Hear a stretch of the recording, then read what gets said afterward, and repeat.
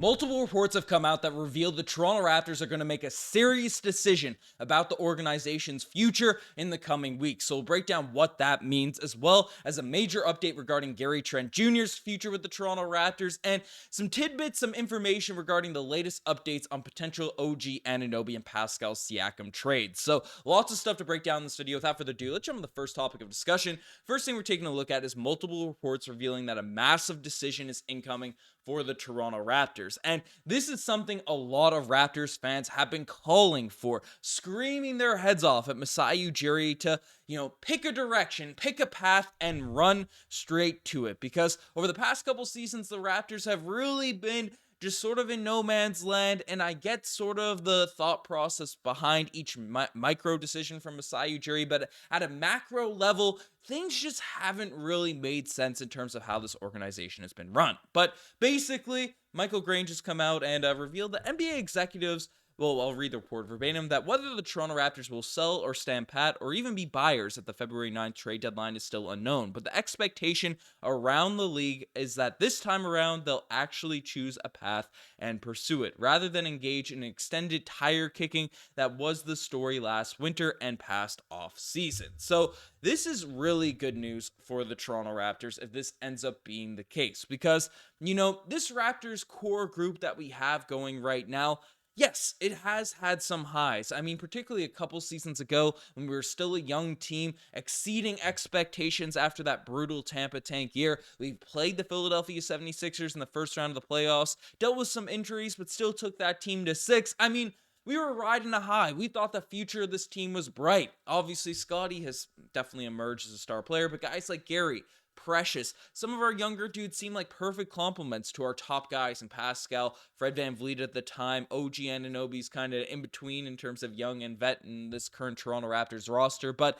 things did not shake out as sort of Raptors fans were hoping, and last season, things were kind of falling apart. We were a very mid-level team. The sort of roster balance, particularly with the bench and the starters, the lack of center we had for the first half of last season, things didn't really work. So Masai Ujiri sort of made a decision to, hey, we'll compete next season. We'll compete to sort of make a push for the playoffs, because the acquisition of Jakob Poeltl will really be the thing that solves everything. We sacrificed our short-term future, giving up a first-round pick for this season, and unfortunately, the Jakob Poeltl acquisition did not lead to us even making the playoffs. So, that was the sort of place. But Masai Ujiri said, the trade deadline, this is a direct quote, "The trade deadline is not an ideal time to make decisions about your organization's future." So he said, don't put down your phones last off season, because decisions are going to be made. We're going to pick a direction for this Raptors group. And frankly, it didn't happen. We let Fred walk. We fired Nick Nurse, but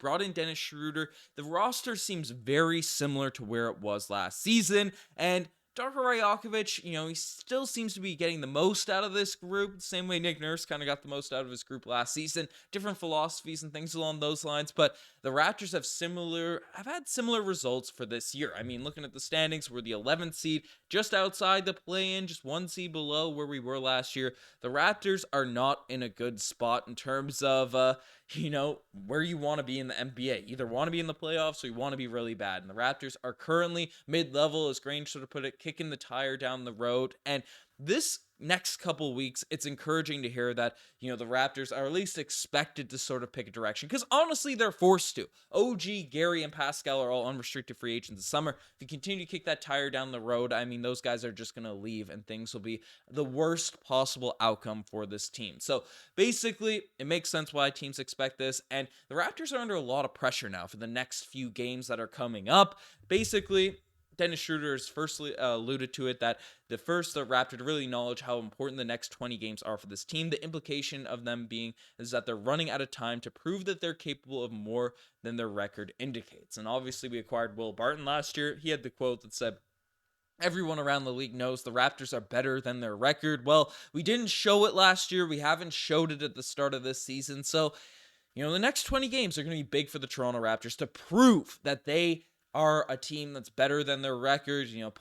prove all the optimists right, because if they don't, Masai Ujiri is going to be forced to make some serious trades, some serious sort of decisions for this franchise's future going forward. And that sort of leads us into a few of the guys that are going to have some decisions being made about. And one of them is Gary Trent Jr. Potentially, or there's $20 million extension that we heard about, all that type of stuff, because at the start of this free agency period, we were all under the expectation after a Chris Haynes report that Gary Trent Jr. was going to be extended. And people were kind of happy with that, given Gary's performance last year. Around the $20 million per year mark is nice. I mean, that was sort of his value. And if he got that contract, the Raptors wanted to go in a different direction. That seemed like a very tradable contract at the time. Well, this time going around, it seems like that might not be the case. It's basically Mike Scotto dropped a lot of knowledge on the Raptor show on Sportsnet that they have going on there. But basically, Mike Scotto dove in to some of the Gary Trent Jr. stuff that's been going on. He revealed some of the facts that most Raptors fans already knew, that the extension talks, the extensions range were serious, and they were around the $20 million per year mark.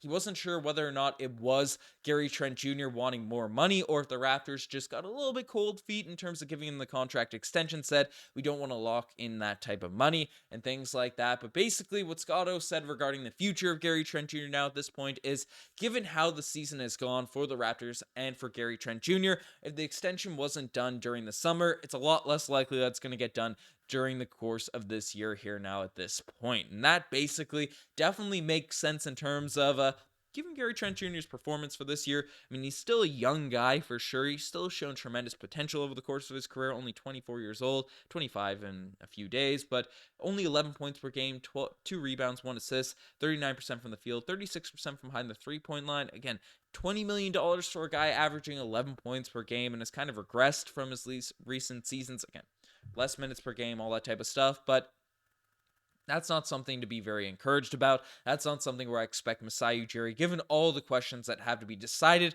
on the Toronto Raptors' future, right? That's not a contract I expect to be given out here at this point. And he also alluded to how Grady Dick could be the guy that's sort of the Gary Trent Jr. replacement for this roster going forward. So that's definitely something interesting, something to really keep your eye on in terms of potentially Gary Trent Jr.'s future with the Raptors, and whether or not he'll end up getting dealt at the deadline. Because if the Masai Ujiri and Bobby Webster don't expect a future for Gary Trent Jr., it makes sense to deal him away and get some value back from him. But that's not the only guy that's going to be in trade rumors of the next few weeks, as Pascal Siakam and OG Anunoby also had some trade updates from the similar podcast with Mike Scotto. He dove into some details regarding Pascal and OG. Basically, OG Anunoby is a guy that the Toronto Raptors see as a piece that could fit around the Scottie Barnes timeline, can fit around a retool, a rebuild. So, the expectation is he's going to receive a similar contract to Fred VanVleet money, where it's a lot of money. You look at the annual value and you're like, oh my God, given the fact that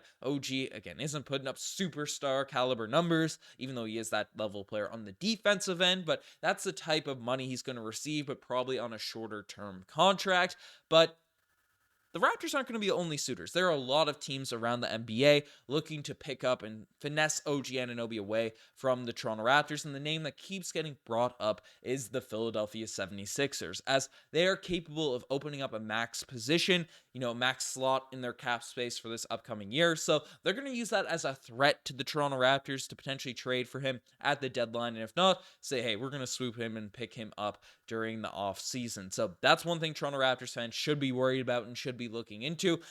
Why more of the I guess the Raptors can extend him, but more of the reason the Raptors are going to have to overpay for OG Anunoby come this off season. And we also got some intel regarding Pascal Siakam, as apparently the Atlanta Hawks are still the most aggressive team trying to pursue stars like Siakam, and given how the season shakes up, his timeline doesn't align as well with Scottie Barnes compared to OG Anunoby, who's obviously a few years younger. So if the Raptors do kick the can down the road and say, hey, ahead of February 9th, this team is not good enough to sort of be a team that can contend, a team that Masai Ujiri feels like he can win with, Pascal Siakam is likely the dude that's going to get moved. So let me know what you guys think about all this Toronto Raptors news. Subscribe to the channel if you guys haven't already. And I'm going to be live tonight with Marcel watching this game, so definitely tune into that live stream if you made it this far in the vid.